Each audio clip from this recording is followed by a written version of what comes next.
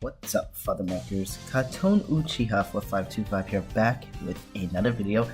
Today I have a special video for you guys. I don't know what the hell was that on my screen. Today I have a special video for you guys. So I found all my old comic making stuff and my old mangas, and I decided that I should show you guys today while I had the opportunity to. And while I still have it here to show you. Now, all this stuff is really old. I'm talking about, centuries, decades, millennia ago. Like, I used to create actual manga book like this. It's not the best thing.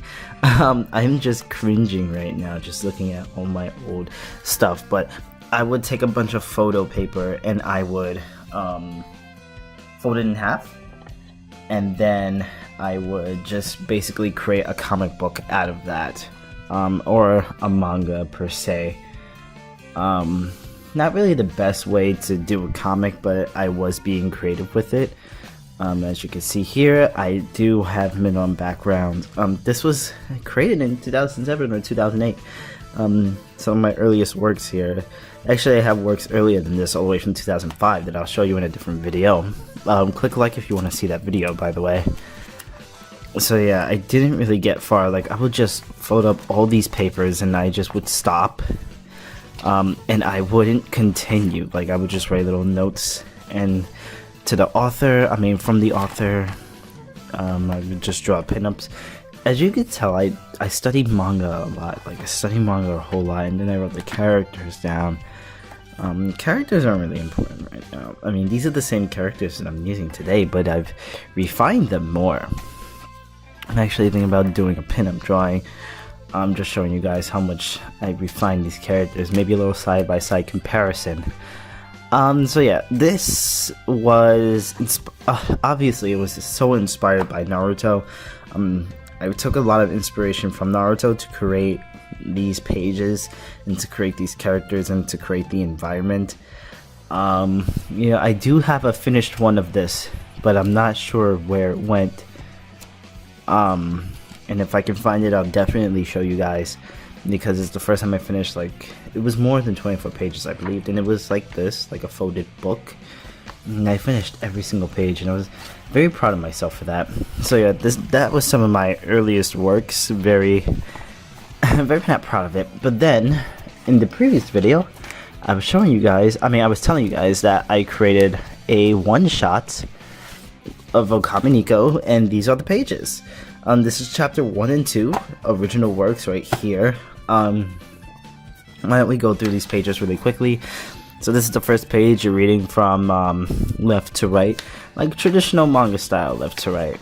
So these are minimum backgrounds. I am using I think I was using a G pen, because I wanted this manga to be as manga-y as possible. I was penciling and inking traditionally, and then I was loading it into Manga Studio at the time, or Clip Studio Paint now, and I was putting screen tones in it.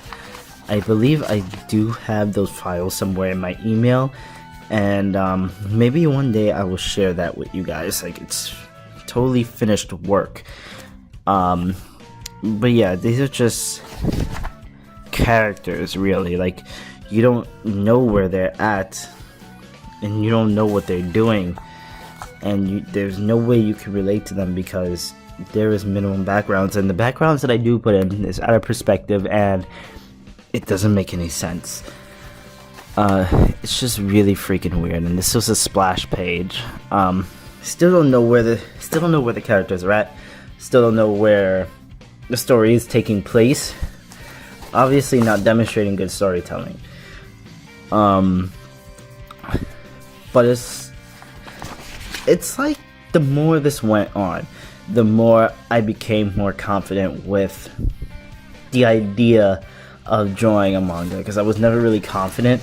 But then as I started to create more and more of these pages, I started to become more and more comfortable with the characters, more comfortable with paneling, more comfortable with storytelling at the time, even though I wasn't really storytelling. I was just putting characters on a page. And reflecting and looking back at this now, I feel like this was good for me at the time, because this is where I made the most mistakes, and now I can look at it and learn from it. Now that I've taken classes at SVA, I've studied a whole bunch of artists, and I've looked up tutorials on YouTube, and I've kind of veered away from this style, this minimum detail style, because I didn't really like the amount of detail I was putting. I wanted a little bit more detail. It's not that I didn't want it to be realistic, I just like detail in my stuff. But yeah, reflecting on this now, I'm happy that I did this because I completed something. I completed 31 pages of a comic, and then I created a second chapter out of it. So yeah, I'm very happy that I did this.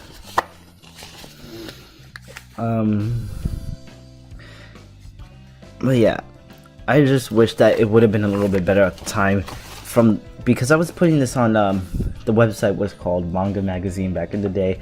I don't know if you guys remember that website, but I did make a video on it a long time ago, and they disbanded for some strange reason, and I was very sad and upset.